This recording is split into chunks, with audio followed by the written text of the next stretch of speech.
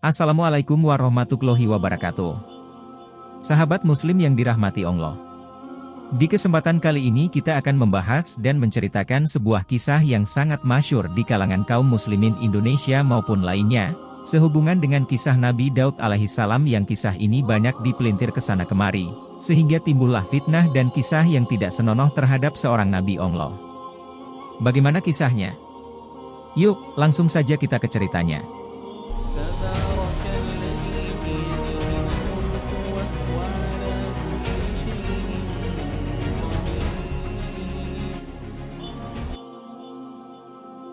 Pada masa pemerintahannya, Raja Daud melakukan sebuah dosa besar. Dia tidak hanya melakukan dosa zina dengan Batsheba, tetapi juga merancang skenario jahat terhadap Uria, suami Batsheba. Ceritanya, ketika di suatu petang Daud berjalan-jalan di atas teras istana. Dari atas dia melihat seorang perempuan yang sedang mandi bernama Batsheba. Perempuan itu sangat elok rupanya sehingga Raja Daud menyuruh orang memanggilnya ke istana, lalu Daud berzinah dengan perempuan itu. Dosa Raja Daud tidak berhenti di situ saja. Setelah perempuan itu memberitahukan kepada Raja Daud bahwa dia telah mengandung, Raja Daud merancang sebuah skenario jahat. Dia memerintahkan kepada Yoab panglima perang Israel agar menyuruh Uria pulang dari medan perang ke rumahnya. Setelah Uria pulang dari medan perang, Raja Daud menjamunya di istana 2 kali. Raja Daud memberikan hadiah kepada Uria dan menyuruhnya pulang ke rumahnya supaya tidur bersama istrinya Batsheba. Maksudnya ketika Uria tidur bersama istrinya, Daud mau membuat alibi bahwa jika Batsheba mengandung, itu berarti berasal dari benihnya Uria. Tetapi ketika malam itu, Uria tidak mau pulang ke rumahnya untuk tidur bersama istrinya dan memilih tidur di luar. Raja Daud kembali memanggil Uria pada hari kedua. Menjamunya makan lalu membuat Uria mabuk, lagi-lagi dengan harapan agar Uria mau tidur dengan istrinya. Tetapi ketika Uria tetap bersikukuh tidak mau tidur di rumahnya dengan alasan, tabut serta orang Israel dan orang Yehuda diam dalam pondok, juga tuanku Yoab dan hamba-hamba tuanku sendiri berkemah di padang, masakan aku pulang ke rumahku untuk makan minum dan tidur dengan istriku? Demi hidupmu dan demi nyawamu, aku takkan melakukan hal itu. Akhirnya Daud pun habis akal lalu menulis surat kepada Yoab, tempatkanlah Uria di barisan depan dalam pertempuran yang paling hebat. Kemudian kamu mengundurkan diri daripadanya, supaya ia terbunuh mati. Dan Yoab pun menjalankan perintah raja, lalu Uria pun terbunuh. Lalu Raja Daud mengambil Batsheba menjadi istrinya. Itulah dosa pelanggaran Raja Daud, berzinah, membuat skenario jahat hingga akhirnya Uria mati terbunuh. Tetapi kemudian Daud menyadari dosa-dosanya tersebut setelah ditegur oleh Nabi Nathan lalu meminta ampun atas segala dosa-dosanya kepada Tuhan. Tuhan mengampuni Daud tetapi dengan segala konsekuensi yang harus diterimanya akibat dosa pelanggarannya tersebut. Rujukan Nats asli Alkitab terjemahan baru. 2 Samuel 11, 2-27. Sekali peristiwa pada waktu petang, ketika Daud bangun dari tempat pembaringannya, lalu berjalan-jalan di atas teras istana, tampak kepadanya dari atas teras itu seorang perempuan sedang mandi, perempuan itu sangat elok rupanya. Lalu Daud menyuruh orang bertanya tentang perempuan itu dan orang berkata, itu adalah Batsheba binti Eliam, istri Uria orang Het itu. Sesudah itu Daud menyuruh orang mengambil dia. Perempuan itu datang kepadanya, lalu Daud tidur dengan dia. Perempuan itu baru selesai membersihkan diri dari kenajisannya. Kemudian pulanglah perempuan itu ke rumahnya. Lalu mengandunglah perempuan itu dan disuruhnya orang memberitahukan kepada Daud, demikian, aku mengandung. Lalu Daud menyuruh orang kepada Yoab mengatakan, suruhlah Uria, orang Het itu, datang kepadaku. Maka Yoab menyuruh Uria menghadap Daud. Ketika Uria masuk menghadap dia, bertanyalah Daud tentang keadaan Yoab dan tentara dan keadaan perang. Kemudian berkatalah Daud kepada Uria, pergilah ke rumahmu dan basuhlah kakimu. Ketika Uria keluar dari istana, maka orang menyusul dia dengan membawa hadiah raja. Tetapi Uria membaringkan diri di depan pintu istana bersama-sama hamba tuannya dan tidak pergi ke rumahnya. Diberitahukan kepada Daud demikian, Uria tidak pergi ke rumahnya. Lalu berkatalah Daud kepada Uria, bukankah engkau baru pulang dari perjalanan? Mengapa engkau tidak pergi ke rumahmu? Tetapi Uria berkata kepada Daud, tabut serta orang Israel dan orang Yehuda diam dalam pondok, juga tuanku Yoab dan hamba-hamba tuanku sendiri berkemah di padang, masakan aku pulang ke rumahku untuk makan minum dan tidur dengan istriku. Demi hidupmu dan demi nyawamu, aku takkan melakukan hal itu. Kata Daud kepada Uria, tinggallah hari ini di sini. Besok aku akan melepas engkau pergi. Jadi Uria tinggal di Yerusalem pada hari itu. Keesokan harinya Daud memanggil dia untuk makan dan minum dengan dia, dan Daud membuatnya mabuk. Pada waktu malam keluarlah Uria untuk berbaring tidur di tempat tidurnya, bersama-sama hamba-hamba tuannya. Ia tidak pergi ke rumahnya. Paginya Daud menulis surat kepada Yoab dan mengirimkannya dengan perantaraan Uria. Ditulisnya dalam surat itu, demikian, tempatkanlah Uria di barisan depan dalam pertempuran yang paling hebat, kemudian kamu mengundurkan diri daripadanya, supaya ia terbunuh mati. Pada waktu Yoab mengepung kota Raba, ia menyuruh Uria pergi ke tempat yang diketahuinya ada lawan yang gagah perkasa. Ketika orang-orang kota itu keluar menyerang dan berperang melawan Yoab, maka gugurlah beberapa orang dari tentara, dari anak buah Daud, juga Uria, orang Het itu mati. Kemudian Yoab menyuruh orang memberitahukan kepada Daud jalannya pertempuran itu.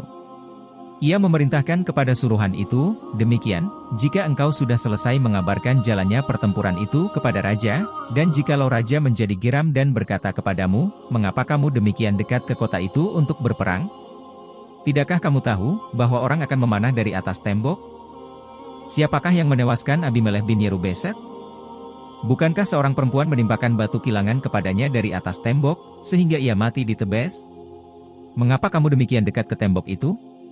Maka haruslah engkau berkata, juga hambamu Uria, orang Het itu, sudah mati. Lalu pergilah suruhan itu dan sesampainya ia memberitahukan kepada Daud segala yang diperintahkan Yoab kepadanya. Suruhan itu berkata kepada Daud, orang-orang itu lebih kuat daripada kami dan keluar menyerang kami di padang. Tetapi kami mendesak mereka kembali sampai ke lubang pintu gerbang.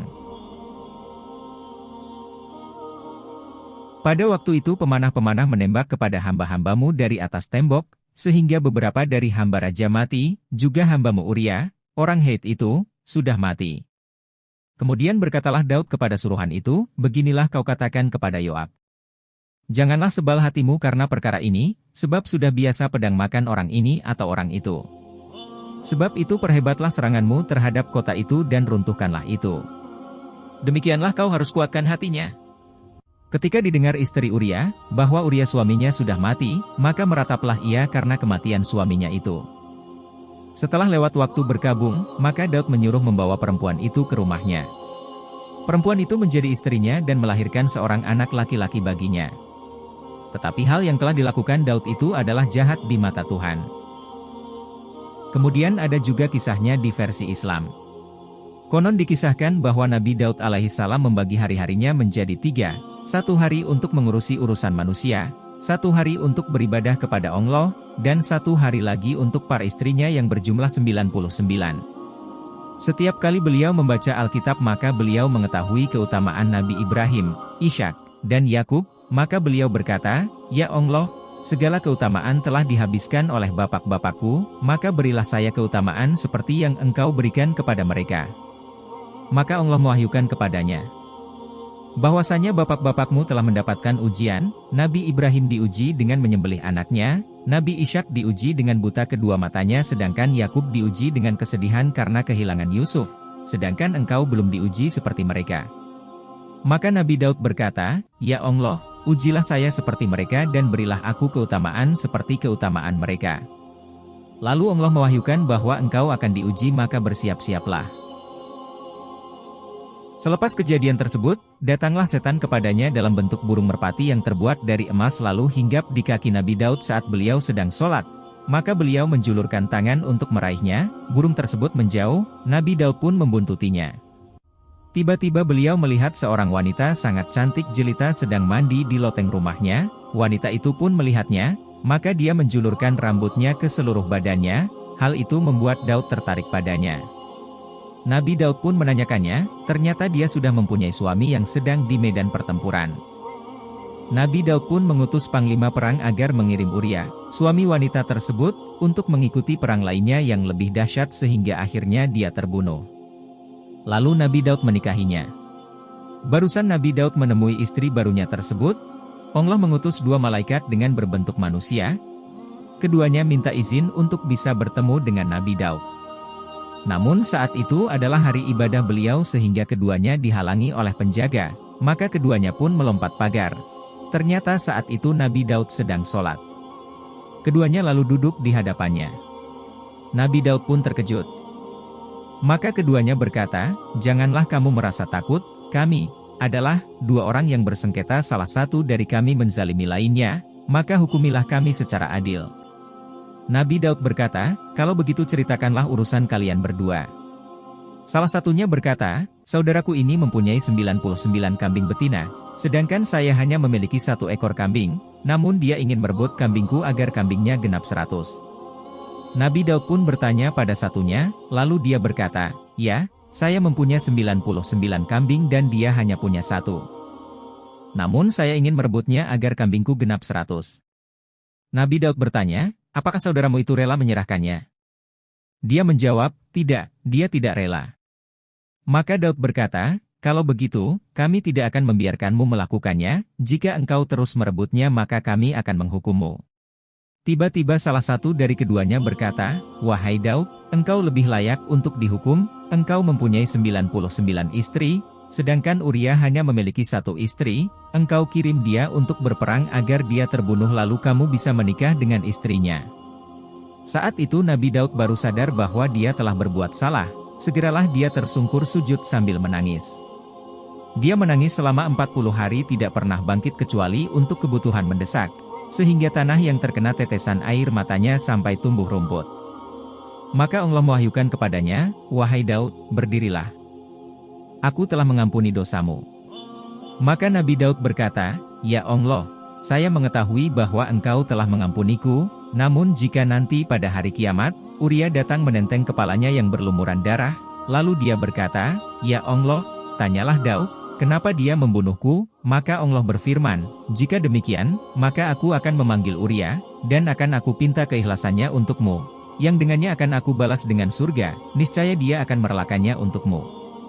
Daud berkata, 'Sekarang saya benar-benar tahu bahwa engkau telah mengampuniku.'" Sahabat insan sahih yang dimuliakan Allah, itulah sepenggalan kisah singkat Nabi Daud dan Batseba istri prajurit yang kontroversial. Adapun kalau ditinjau dari sisi matan, maka kisah ini amat banyak sekali kebatilannya. Cukuplah kita sebutkan beberapa di antaranya. Dikisahkan bahwa karena Nabi Daud kepincut dengan istri salah seorang pasukannya Batseba, dan beliau berusaha agar suami wanita tersebut terbunuh. Demi Allah, dan sekali lagi demi Allah, bahwa ini hanya dilakukan oleh orang-orang licik, yang hanya mementingkan nafsu pribadinya yang penuh angkara murka tanpa memperhatikan perasaan dan hak orang lain serta tidak peduli dengan perbuatan zalim pada selainnya. Apakah perbuatan keji ini akan dilakukan oleh seorang nabi? Tidak, dan demi Allah tidak. Imam Ibnul Arabi Al-Maliki berkata, adapun ucapan mereka bahwa tatkala wanita ini membuat tertarik Nabi Daud maka beliau memerintahkan suaminya berperang sehingga terbunuh di jalan Allah, maka ini dipastikan kebatilannya. Karena Nabi Daud tidak mungkin menumpahkan darahnya hanya untuk kesenangan dirinya saja. Sebagaimana dinukil oleh Al-Qurtubi dalam tafsir beliau. Syekh Al-Albani berkata, kisah terfitnahnya Nabi Daud terhadap istri salah seorang pasukannya yang bernama Uria adalah sebuah kisah yang sangat masyhur yang dihembuskan ke dalam kitab kisah-kisah para nabi dan beberapa kitab tafsir. Namun tidak ragu sedikitpun bagi seorang muslim yang akalnya masih sehat akan kebatilannya, karena kisah tersebut mengandung sesuatu yang tidak layak bagi seorang nabi, seperti berusaha agar suaminya terbunuh agar nantinya dia bisa menikahi istrinya. Kisah ini secara ringkas telah diriwayatkan dari Rasulullah, maka wajib untuk disebutkan serta dijelaskan kebatilannya. Lalu Syekh Al-Albani menyebutkannya setelah itu beliau berkata, yang nampak bahwa kisah ini termasuk Israiliyat yang dinukil oleh ahli kitab yang mereka tidak meyakini kemaksuman, terjaga dari kesalahan para nabi, lalu Yazid Ar-Ruqashi salah sehingga dia memarfukannya kepada Rasulullah. Sahabat insan sahih yang dimuliakan Allah. Demikianlah kisah ini saya sampaikan dengan referensi yang ada. Bukan maksud saya menggurui, tapi sama-sama belajar. Semoga kita semua dalam lindungannya. Akhirul kalam, wabillahi taufiq wal hidayah, wassalamualaikum warahmatullahi wabarakatuh.